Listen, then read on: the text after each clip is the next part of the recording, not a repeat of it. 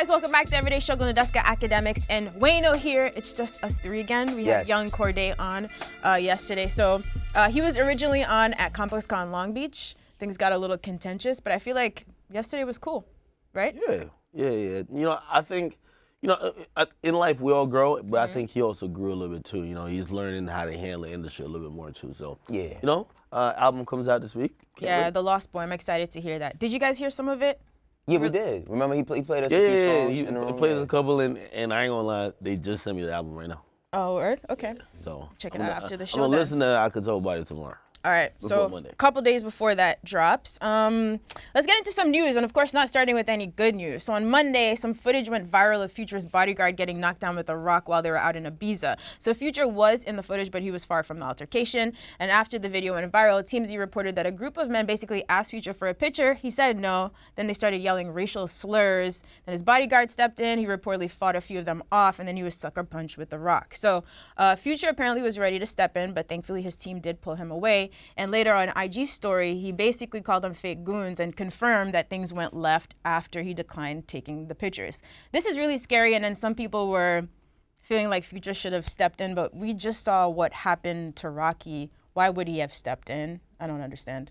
But anyway, what do you guys think? What's crazy is like, if the bodyguard gets knocked the fuck out, the person that's protecting you, what are you supposed to do at that point? And like, they did like, I didn't know it was a rock until like earlier this morning because that guy was really, really big. You know what I mean? And he was bleeding like crazy, but he's in a different country. I was about to say state.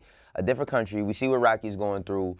I mean, at that point, what do you want Future to do? Future jumps in and tries to fight. He can also get hurt. You know what I mean? Like, he can also get hurt too. They hitting people with rocks over there. Long story short, Future might have jumped in and then he's getting charged for some shit because he's the celebrity. But I don't think that he made a bad decision at all. I just think that like we're in a crazy time where anybody, even him having security, it didn't protect him. You know? Yeah, I'm hoping to see if anybody gets charged out of this. Like, you know, again, by the way, this ain't Sweden. I believe this is the UK. Spain. Is it Spain? Ibiza, I thought it was UK. But it's a completely different country, which could mean completely different laws. But again, you're right. You know, Future did the right thing. Keep it moving. You know what I mean? Again, you gotta let security do their job. I hear conflicting stories though, and that's the thing. So Future has his version because right before the video kind of got out everywhere, it was like this group of like a dozen like men like hit me up trying to get an exclusive video out there kind of, and their version of their story, not that it really matters because it really looks disgusting the way they sucker. You can't co-sign a sucker punch. That's the worst part. You can't co-sign it. But they're saying that they were being harassed by the bodyguard, and the bodyguard was talking shit to them, whatever, blah blah blah, and then threatening to beat them up. Again, still doesn't make it any better, but that's their side of it. Their side was it's not just we just wanted a picture. So they were just minding their own business, and Future's team started harassing them? No. They were saying, yeah, they were trying to get a picture, right? But they're saying that the bodyguard got disrespectful. I think on some personal space shit, but also was kind of threatening them, and they didn't take too lightly towards it, right? And that's the altercation that happened because of that. So that was what they're saying. But honestly, you know, like even it goes back to the conversation that we have, even though again, completely different country, and this is domestic, where you see Offset. And he's walking through the mall. Yes, no security, or I think he had someone with him, but it wasn't no security. And he ain't trying to take a picture. Again, if I'm believing what Future said, and some motherfuckers want to take a picture with you, and they feel so entitled that now that they're either stalking you, that your bodyguard probably has to now be like, yo, listen, y'all got to stop following him around or whatever, or no means no. Then it turns to this. You kind of see how entitled fans are. I think that's really sad because, again, I feel bad for the security guards in a lot of cases. I've seen Sway Lee and his security guard that went overseas. The security guard gets super fucked up, stabbed up and all that type of stuff. And, you know, I think those people don't really get enough credit because they're really putting their lives on line to protect the celebs. But my thing is, was these guys really fans? Because at that point, they hitting you up trying to see if they could get an exclusive. You know what I'm saying? So, like, are they really fans? Are they clout chasers at that point? Like, why, if you were a fan of him, and I did have any altercation, and why y'all trying to jump out to be known for doing something? So it's like, they probably never were fans to begin with. They just was trying to get a moment out the situation, and they got their moment. But who knows if they're going to be charged, that anything is going to come from that shit. Well, we got a couple fan questions on the first one. A little interesting. What are your thoughts about Future's team getting rocked? The vibe over here, assuming he's in Europe, is oftentimes Americans expect Europeans to suck up and fall in line, and the average European guy doesn't accept the disrespect. Look, this has happened in the States as well, and I feel like last time you said something, maybe we were talking about DaBaby, like when you're in a different state even, you'll sort of go talk to the other people just to like make sure shit is good. Understand like people get upset if you don't want to get a picture. Sure, if you say it disrespectfully, people are gonna feel a way about it, but I don't really understand this. So is he saying Europeans in general feel like they're disrespected? I don't think it's like a continental issue or anything like that. I understand what he's. I think Europeans and a lot of people outside of the U.S., even like Canadians, they feel like Americans have a sense of they disrespect others when they're in others' territory. You get me? Because of where we are from. But that happens across state lines in the U.S. too. That's what I'm saying. I don't think it's like country specific. But it's kind of different when it is a different country, right? Like, I mean, I've seen different instances where some rappers who they were like overseas years ago and they got into it with some bouncers, but all these bouncers just happen to be MMA fighters. You know what I mean? And beat everybody up because the artists were kind of operating the way people over here operate with bouncers. But the bouncers over here, they try to have a little bit of restraint. I ain't gonna front, they'll whoop your ass, but they try to have a little bit of restraint. As soon as one person got fly out their mouth out there, in, I think it was the UK, they just beat everybody up, like badly. So I think that they have a very, very short fuse over there when it comes to like altercations, you know, how they deal with shit. But I think, to the question is, basically what were they asking? His team getting rocked? I don't look at it as his team getting rocked. That shit was whack. Because ultimately, they didn't have to do that. And if they were really fans, even if the guy, if Future never told them outright, fuck y'all, or said nothing disrespectful to y'all, then that should have never happened. But even if he did, maybe I was violating his space the way he felt, you know, not scared, but he needed to defend himself verbally or however he could. Yeah, he's saying what? So suck it up, fall in line, and accept the disrespect. Nobody likes being disrespected, period. Right. But it doesn't mean that it needs to turn into a physical altercation. What's the point? You know? Yeah, I mean. We have one more question. With so many incidents happening as of late to U.S. rappers overseas, what extra precautions do you think rappers need to take? Get in and out like a robbery, baby. For real. Get in there, get the fuck up out of there. For real. I mean, what else can you do? Like, if it's Future, like, I mean, Rocky had a bodyguard with him. Right? He had a bodyguard with him. They showed restraint. They showed restraint multiple times. Still end up in a fucked up position. Future had a bodyguard with him. We didn't see anything prior, but all we do see is the bodyguard getting knocked out. Go to wherever the hell you gotta go, get your money, leave. I don't know if he was there for a show because it didn't seem like he had any entourage or any like assistants and none of that with him. I don't know what he was doing, but whatever you're doing, get in and out. I think the lesson to take away from this is, you know, even just comparing both incidents, like at least Future had security and he didn't get involved. There's no video of him doing anything. Right.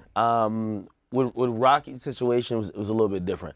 I mean, other than that, I don't even know how to judge it based on this because you don't feel like he did anything. You get me? Like the context is missing in both of those situations because the videos we were seeing, it just doesn't make sense why there's an altercation to begin with. Right.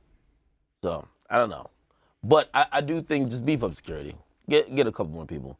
Yeah. Again, I think, you know, Russ said something very important when he was explaining, you know, him and Smoke Perp, they got into something overseas. And he said, yo, most rappers usually have a lot of security when they're going from state to state. But when you go overseas and you're at a festival or whatever, you're kind of not thinking anything is ever going to happen. So you're kind of relaxed because the people there don't know you that well. And there's usually not issues that kind of follow you like across the pond. And clearly, if you're figuring out that just the local people in whatever place you're going to go may not be receiving you the same way, or you're seeing these incidents happen, you want to prevent it, just beef up security a little bit. Right. Very unfortunate. Hopefully his bodyguard is okay though. Yeah, that shit look bad. All right, so wrapping up a conversation we started earlier in the week, we talked about Blueface hopping on the gram and saying he was the best lyricist in the game. Of course, a lot of people had feelings, emotions, and reactions to this, including the cast of Everyday Struggle. So he did an interview with The Breakfast Club where he addressed it. Let's take a look. I feel like I'm like, it's not, if you really listen, a lot of y'all, they not even rapping no more. Everybody's singing or damn near R&B show. Who do you think is the best lyricist out? Like, just in general, who do you like, you hear, like, dang, he's snapping? When I mean in the game, I mean like my generation. Anybody from 2016, 17 that y'all just rising right now. That's what I would consider my generation. Okay, so our fans did respond to that conversation about like submitting a pool of rappers who they thought would be better. They said people like Joyner, Rush, J.I.D., Benny the Butcher, Rico Nasty, Joey Badass, and then some of the like Cole, Common, etc. But then if he's talking about more current generation, have our thoughts changed? Cordae also weighed in on this. My thoughts haven't changed. I just think like when he says generation, right? Generation is not a span of 2 years. You know what I mean? Like that's not a span of 2 years. And I think that if Blueface is comparing himself to other artists that put up the numbers that he puts up, like a Lil Pump or for having singles out, then yeah, he might rap better than them. But if we talking about lyricism, I don't think it's fair to even put him next to them. Right. Because he can't rap as well as a few of the people that we have listed. But my shit still stands the same. Like I think he has good lines, like every few bars, like he has good lines. He puts good lines together, but I wouldn't call that lyricism. You know what I mean? I think that he's good at putting lines together. He has clever lines, but as far as lyricism, nah. I think he's kind of walked that back though a little bit, or maybe that's a shock that's the shock factor in the statement. Like, you know, you say something that's the clickbait, but when you hear him explain it, and I watch him explain it, you know, it wasn't the best showing for him because like he was struggling to find his own song to kind of showcase that like, yo, this is the song that shows it. But you know, now he did make a good example though, Bleed It.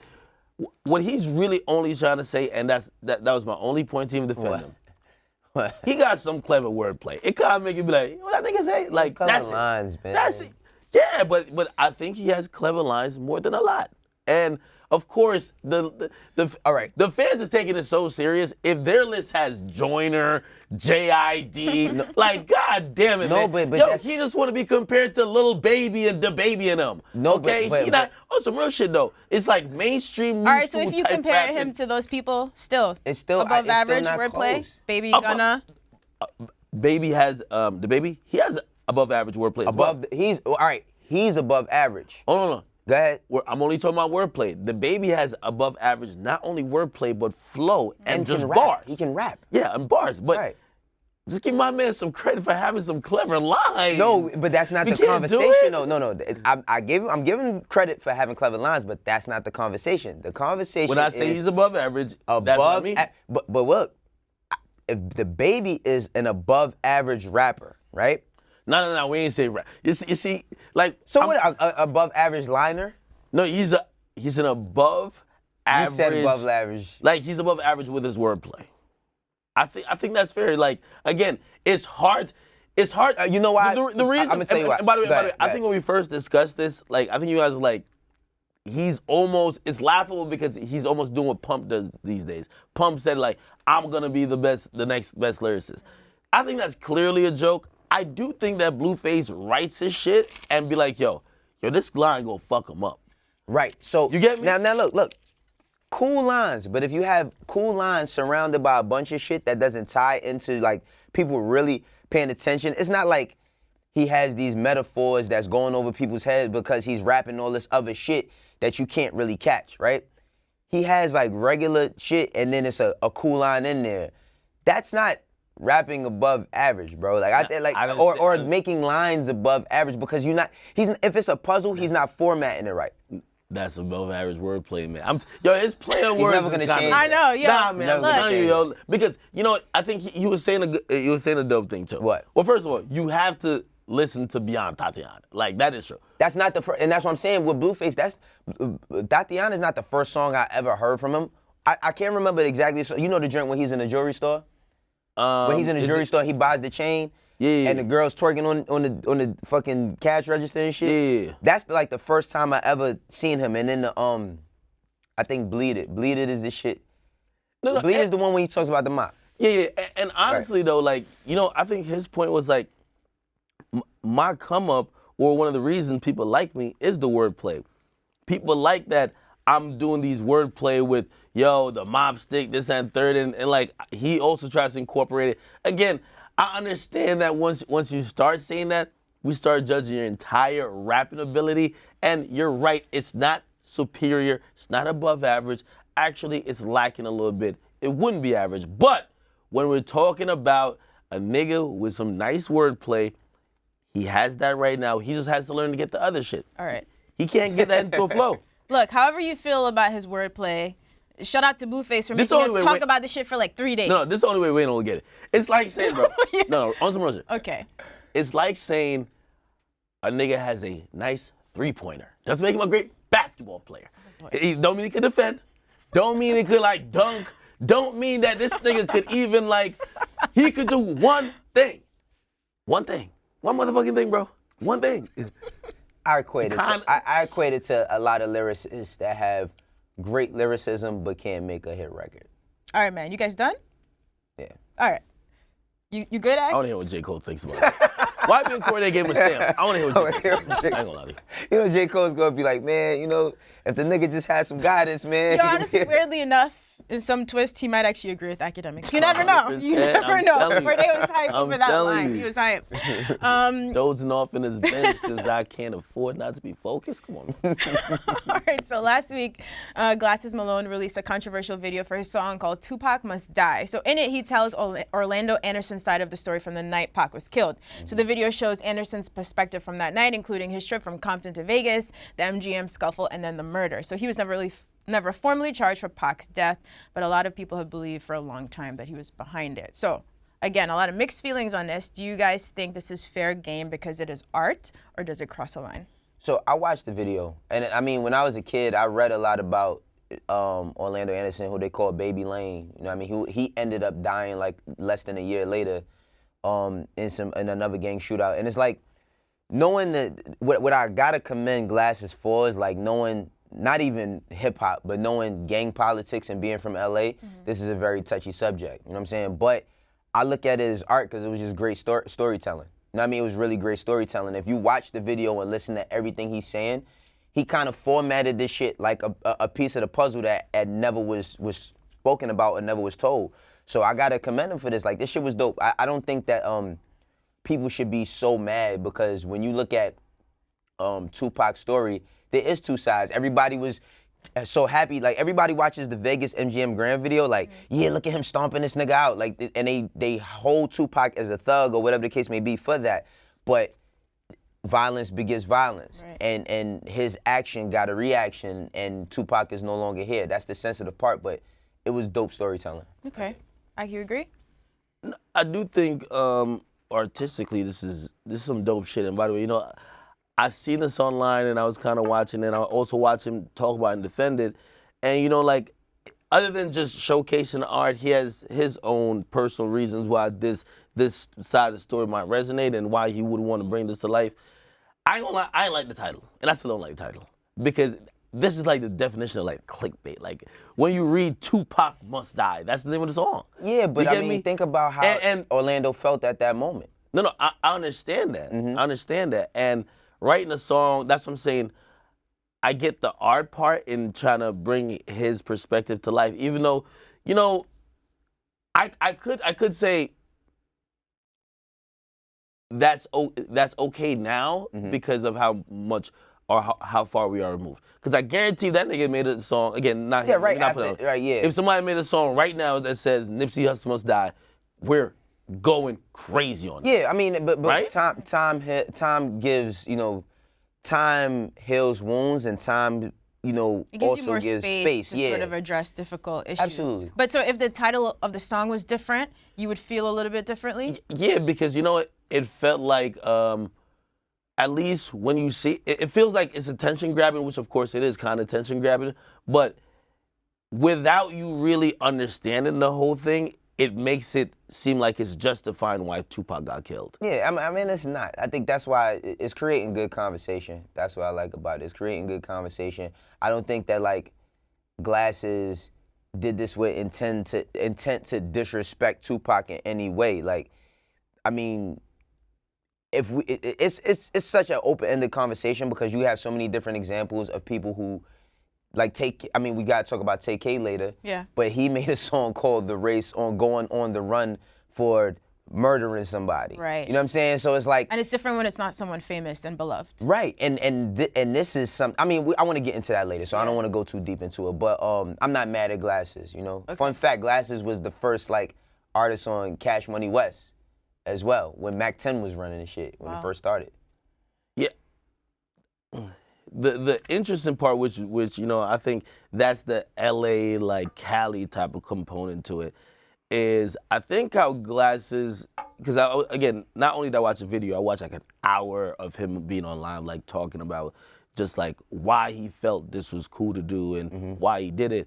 The perception of Tupac that hip hop has, and it seems that a good amount of people from like LA or Cali has is way different. Absolutely. Like, again, we look at him like, again, the super thug type of guy, like that was, and a lot of, from what I was getting from not only the song, but even what he was saying is that if you guys aren't from here, you don't understand certain politics things. That's the thing. You wouldn't understand why what Pac did was out of line, and why that might have triggered a reaction out of not only homie, but a lot of other people who's in that particular lifestyle. So, like, seeing how they perceive that incident was kind of a little eye-opening for me, because I never thought about it like that. I used to be like, yo, it's just Pac, you get me? But, well, Game made a really good point one time about LA, and he said, like, LA doesn't have hip-hop culture. LA has gang culture. They just, like, they rap.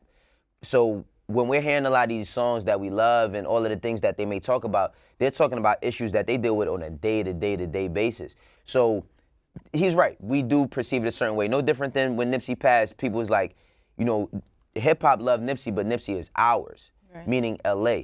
It means something different to them. And I just think that even with Orlando, like Orlando Anderson, Baby Lane, his story has never been told. His story's never been told. He's the only person. There's no person like. There's no face connected to Biggie's death. Right. That's the only face that's connected to Tupac's death. You know. So if we storytelling, I think it was a good story. When he was responding to people, did he mention why he decided to put this out now? He didn't really explain the timing, but he just explained why he thought it was okay. You know, and I think for him it was just like just telling that story. I just feel like, you know. And by the way, he's a very intelligent guy, so I have to put that out while even discussing his thoughts on it. But like I see people already starting to do the copycat shit, and that's a little bit whack because I think that's when people start cloud chasing off. Yeah. I seen somebody did one for X. I seen someone do it for who's another rapper who passed away due to That's like very September. recent. Hey, Cordae, music is a lick, right? They trying to get on. They trying to get hot. They trying to get popping. That's all it is, right? Disrespecting someone's death, though. But anyway, thank you guys. That gave me some new perspective on that as well that I didn't know. You guys could check out the video if you haven't seen it. Back to the XXL Freshman list. So we've been talking a little bit about the freestyles, and now we got the first Cypher. So this one was with DaBaby, Megan Thee Stallion, Lil Mosey, and YK Osiris.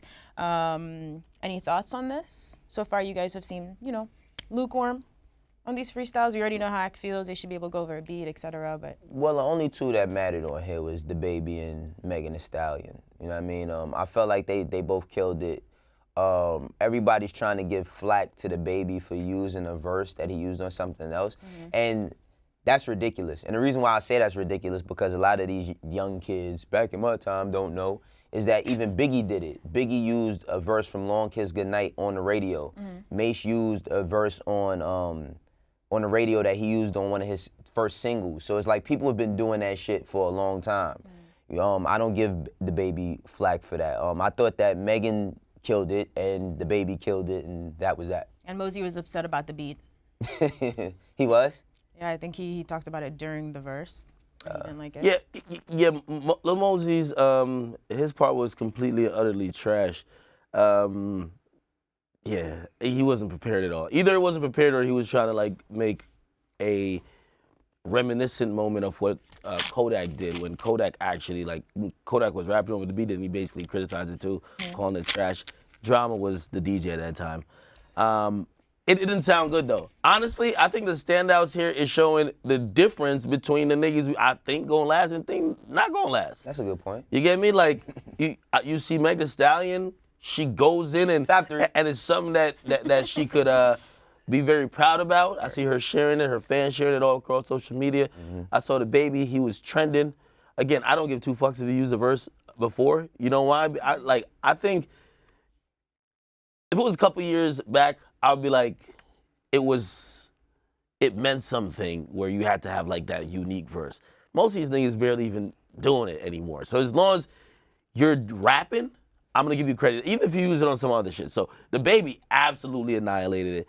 And those two, you could tell they'll be around for a couple of years. Okay. They'll be around for a couple of years. I think one of the best points you made is people not being prepared, because the biggest misconception is that XXL just gives you that beat that day and you have to figure out. No, you have the beat for 2 months. You have the beat for 2 months. You have more than enough time to write some shit, get ready, even if you're gonna recite some old shit, stay ready so you don't have to get ready, and it shows who's getting ready and who isn't. I'm not holding YK Osiris nothing to him because he's a singer. Right. He ain't got no business rapping. Okay. You know what I mean? But Lil Mosey, you should be prepared.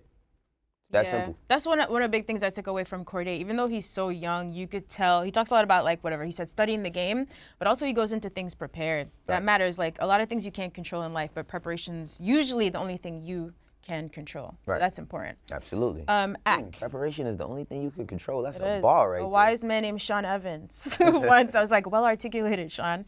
Ak, may you take us through some numbers, please? Oh man, do we gotta talk about Lil Nas?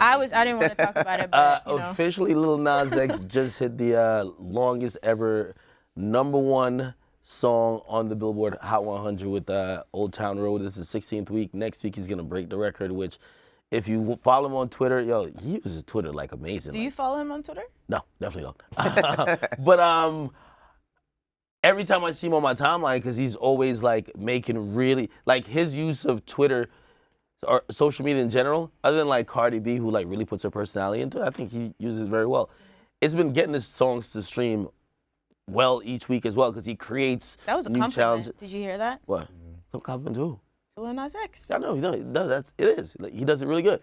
And the song's still doing good, even though I'm played out of that song already. Also, Revenge of the Dreamers 3, it sold 55,000 copies in its second week, which again, Solid. we always say, word of mouth, that's the best promotion. But also, when you have quality, it's not gonna just like fucking go away after a week or so. That's what I was talking about Cordae. I think it'll be a slow build, or it might not be #1, but shit, it might just be top 20 the whole year. Yeah. You feel me? Again, which you want depends on how you want to go out. Who the fuck is that? Chris Brown? No. Chris, I'm so mad we didn't talk about the Chris Brown Yo, album. do not be mad. Just speak about it. I mean, so the thing about Here, the Chris let's talk album, about the Chris Brown album right I just now. feel like I gotta prepare for it, like I prepared to see Avengers. Like, you know what I mean? Like, Why? Because it's a long ass Brown album. No, I fuck with Chris Brown, but to listen to all them songs, that's a lot. Yeah, it is a lot. That's what I'm saying. You It is a lot. gotta take some time to really like. And I don't be having a lot of time, so I might have to listen to it in sections. Okay. So that's Wayno's review. Overwhelming. Well, I really enjoyed that album, and it's still doing well, even if it's in its third week. 42,000 units sold. By the way, the EP, that's what I missed with Lil Nas X. It sold 50,000 copies this week, which if you think about it, his EP, based on, I'm going to say really just that Panini song and Old Town Road, it's doing really well compared to other people's full projects. How's the joint with him and Cardi doing? Did that into the Hot 100? Well, that's what the project as well. Yeah. Again, this all culminates into the sales, and he's still doing 50K in a week. Some people were surprised that Nas Lost Tapes 2 actually is being expected to sell like only about 20,000. I wasn't that surprised about it, but I seen a lot of reactions on social media kind of criticizing it a little bit. I just didn't expect it to sell a lot. I mean, and I said this before about like Nas music. Like Nas has a core. There is a Nas fan. You know what I mean? Like there is a Nas fan, and for the Nas hardcore fans, this is perfect for them. You know what I'm saying? And that's a reflection of it. Like if it's a Nas album, then it's not, Nas's albums don't always appeal to just the Nas core fans. It appeals to everybody. And you see the difference in the numbers. Like what did Nasir, do you remember what Nasir did last year? Even though I feel like this is better than Nasir. That was an EP though. Well, I mean. It was a 7-song album, Ak. That's an EP, bro. No, I'm just saying, I'm playing, That's but. an EP. Yeah, I just always wanted to know like what, because his albums usually do better than. Well, here's the thing too, and even I'm the numbers guy. I feel bad when I'm talking about numbers for like veterans who 10 years in the game. Yeah. Of course, numbers still matters because. That's a lot. 77. No, I'm just saying anyone who's 10 plus. Right. You feel me? Because at that point, you're so much a veteran. Like even Rick Ross. Like I want to talk about numbers with Rick Ross. Yeah, I don't exactly. I don't Because wanna... again, of course, yeah, they have deals, and of course, there's budgets, and of course, like numbers do matter. But at this point in their career, if they're still dropping music at whatever pace they're dropping it on, it's because they really want to put out music. Absolutely. And to just judge them off, yo, so what you did this week compared to last week, I think that's unfair. That's like Styles P dropped Styles P and Jim Jones dropped 2 dope albums this year. Like both of them dropped dope albums.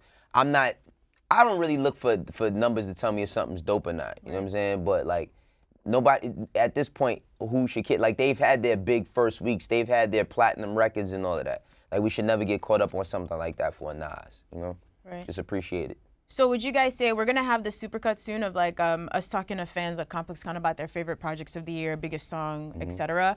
Would you put Indigo and Revenge of the Dreamers 3 in your favorite or best of the year so far, sir? So Indigo. I know how Wayno feels, at least about Dreamers, but. Well, Indigo is an R&B album. So? Yeah, I mean Well, favorite album of the year. Just favorite albums. Like yeah, Revenge of the Dreamers 3 could be in the conversation. Could be in the conversation. Yeah, Okay. I mean depends like. Shit, what type of list you make it? Yeah, I mean, I don't think, like, just overall music, I got, you know, Dreamers in there, Schoolboy Crash Talk, of course, Igor, Jim's album is in there, Styles P's album in there. It's like, for me, it's just a variety. I got a few things that I wanted. We still waiting to get certain albums. I'm waiting on this Rick Ross shit. Okay, the Everyday Struggle Awards 2019 is going to be interesting. Very. I'm going to see how you guys are going to agree on best albums. I'm super excited for that Rick Ross album. I just seen something that Rick Ross happened to get Wayne and Pusha on Maybach Music 6, which I had no idea they were up to 6. But if that's the truth, can't wait. We'll see. That can't be true. There ain't no way Wayne and Pusha rapping on the same song. If Ross makes that happen, it's like when, who did I think Rihanna had Ross and Jeezy? T.I., Young Buck had T.I. and Ludacris when they was beefing on Stomp, the first version of Stomp. Yeah. And they kind of dissed each other on this shit. Yeah. Was it Ludacris and T.I.? Or it was Ludacris and Lil Flip? Nah, it was It's Lil and T.I. It's T.I., yeah. Yeah, it was. All right. Well, the album's coming soon, so I'm sure we'll hear that soon. Couple legal updates for you guys. So on Monday, TMZ reported that the man who hit Rocky's bodyguard with his headphones was cleared for acting in self-defense, and Rocky's bodyguard is also good, completely good. But apparently, allegedly, if Rocky's not found guilty at this point under Swedish law, the government would reportedly owe him all the money he's lost while locked up. So according to reports, he's already canceled about 12 shows and has another 7 or so lined up for $100,000 each. His mom also spoke to TMZ and basically said she's unsure what anyone can do to get him out of jail at this point, and she does think that they're just trying to make an example of him. Yeah, shit, 1.2, that ain't nothing he needs to be missing out on. That's crazy. I mean, freedom first, you know what I mean? But he's missing out on a lot of shit. You know, hopefully this doesn't hurt him in the long run, you know? Right. Or different opportunities. Yeah, apparently he has another court hearing coming up where if they could, where he's gonna get supposedly formally charged, but once after he's formally charged, there's gonna be another like waiting period where they could justify him being locked up again. And you just start to think like, yo, who gets locked up for months over like a street fight? Right. Yeah. It's starting to look a little crazy. And even though that was a headline I read into, because I'm like, yo, it must be really lit in Sweden. You locked me up, and if I get found not guilty, you just pay me for missing work? Oh, this is great. But that's apparently that's rare. That's rare. That they pay out? No, yeah, it's you have to go through so much lengths to actually get paid out, and so much you're gonna waste more time trying to get paid than you probably stay in jail. Wow. So, again, very sad what's going on, John. Right. Speaking of things that are sad, so Tay-K has definitely been locked up for a while already, and he was recently sentenced to 55 years in prison for the 2016 murder of Ethan Walker during a home invasion robbery in Texas. He was also sentenced to 30 years for aggravated robbery plus 2 additional 13-year sentences for more counts of aggravated robbery. According to Fader, the jurors used lyrics from The Race and the video as evidence in his sentencing. So he's the first rapper to go platinum and not ever perform or go on tour, and he's still facing a capital murder charge for something else in San Antonio. This is crazy.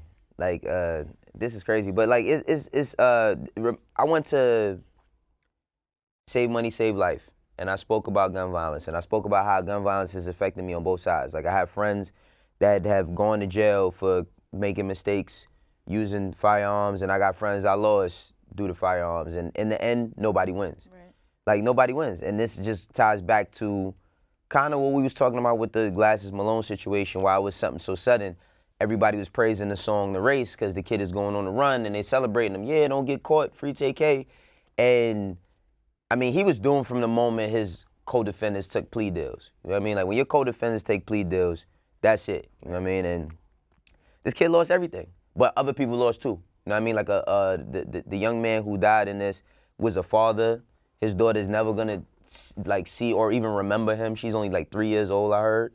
Like, everybody loses, so it just pays to not be playing in the streets like that. You know? And then, yeah, rapping about, you know, committing crimes. I wonder if sort of young rappers seeing this are gonna do things differently. No. You know what I mean? Or still feel like it's cool to commit crimes and put it in music. The glorification of that crime that got committed and the glorification that ended up being The Race, the song, and also him running off, was very influenced by like the drill movement, like where people were doing like real shit and like literally rapping about it, like just glorifying it. Not realizing that, I don't know how to, like, again, in a lot of cases in Chicago, it doesn't make it to court because there's a lot of, you know, the streets handle a lot of stuff. But if you ever get your day in court, they're definitely playing the song. Right. That's probably the last time you're gonna really hear it and see the video. Right. This whole thing was sad, but there was so many lessons that you can learn from this. And the sad part, I don't think fans really get to learn all the lessons you should. You know, even if you're somebody who's young and you're thinking about getting into the streets, again, number one, one mistake could cost you the rest of your life. I've seen a lot of people say, yo, he was young. He was young, and I'm like, somebody lost their life. Yeah. You know? Again, Nobody's talking about that.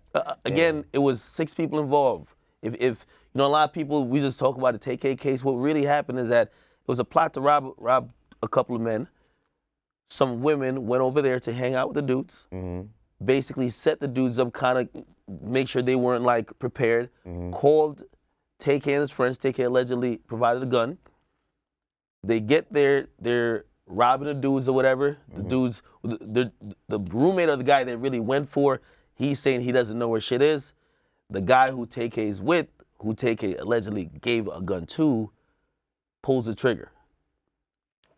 Tay-K's whole thing, and that's what he tried to beat the case by saying, like, I was down for the robbery, I wasn't down for the murder.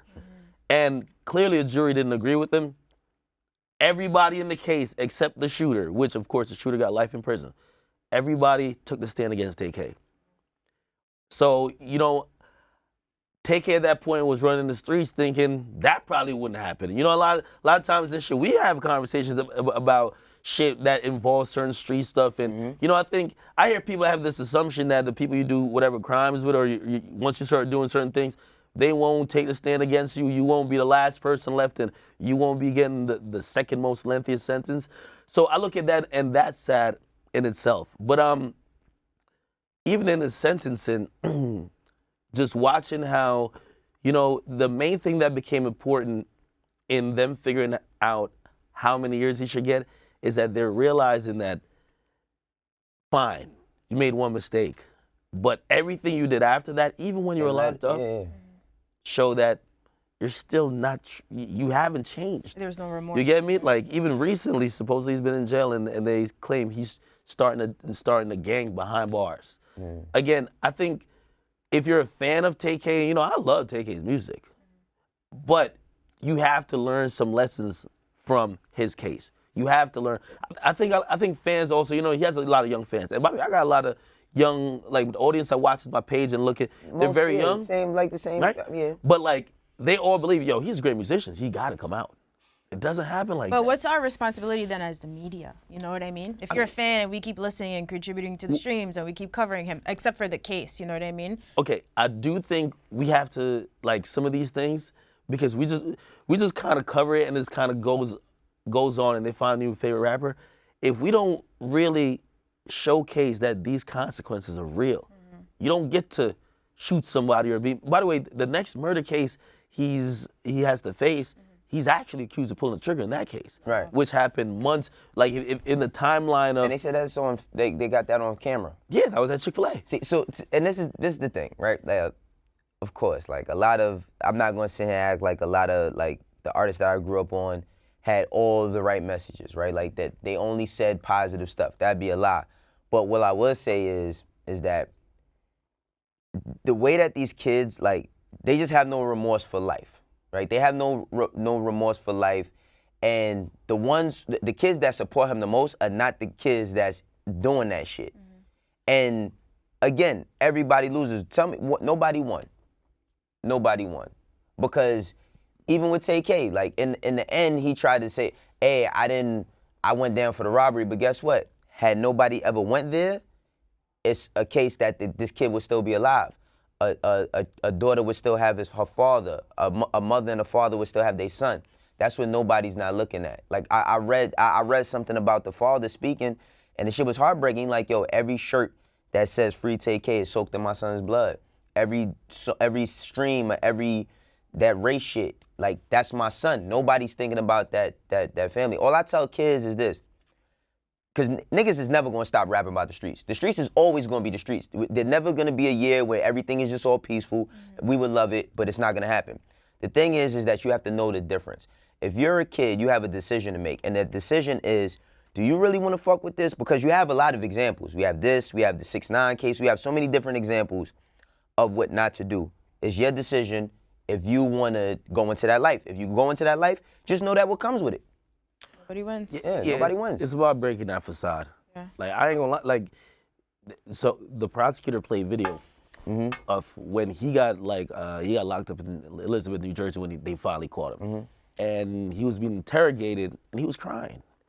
And I saw a lot of his fans was like, yo, we don't want to see that. You know what? Because they don't want to, again. They don't want to imagine. They don't want to see the other side of it. Yeah, he's vulnerable. Like, the glorification is always great. Right. You feel me? Like, but that's why I think, you know, us as the media, we got to cover everything.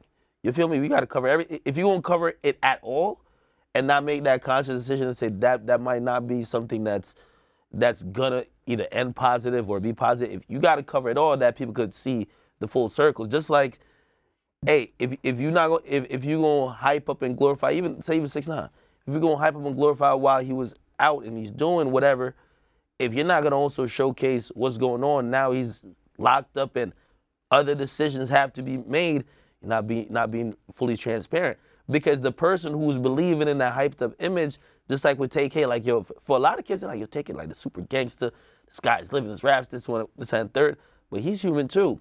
He just probably realized, I'm never going to hug my mother again. Yeah. You know what I mean? I'm never going to eat Unfortunately, I feel like even if you cover both sides of it, like you said, I don't think it matters to some people. They'll just wait for the next guy who does that. But what's the option then? Not covering it at all? Sometimes it feels like that would be better. But then are we being irresponsible by just ignoring him completely? No, it's but hard I think the fans, like, to be a fan is to be very selfish. Because we have so many different instances. We got the fans that think Future should jump in and like this nigga ain't got 5 kids. And you know what I mean? And he should risk his life to save a bodyguard. Yeah, I seen a bunch of people say, yo, like, Future, what about that stick talk? And you hear ignorant stuff like that. Let them get in this situation. Same people call them stupid. Like, yeah, that's what I'm saying. Damn, people want to hype you up to do something stupid just to call you stupid. And the thing is like, this kid made a terrible decision. You know what I mean? Like, he's been convicted. He made a terrible decision.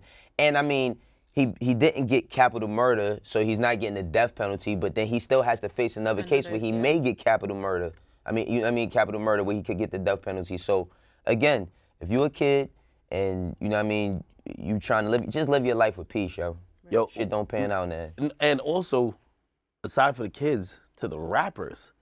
You see, hip hop is like this one big show of watching a train wreck, and a lot of times the people who are hyping up like, yo, speed up or speed the train up, they can't wait to see the train crash, are the people who, to keep it real, they're so far removed from it that they're living vicariously through you. You're the only one going through the real life consequences. And you see a lot of rappers sometimes get hyped up by that, and they do dumb shit. Right. So, Let's I don't know, it's just hopefully sad. people take some lessons away from this. In the meantime, hopefully at least Ethan Walker's family feels a little bit more at peace with the sentencing, although it's just, like you said, terrible for everyone. Right. All right, that is our show. We are again ending on a sad note, but that's life, right? Guys, thank you for watching Everyday Struggle. We'll be back here tomorrow.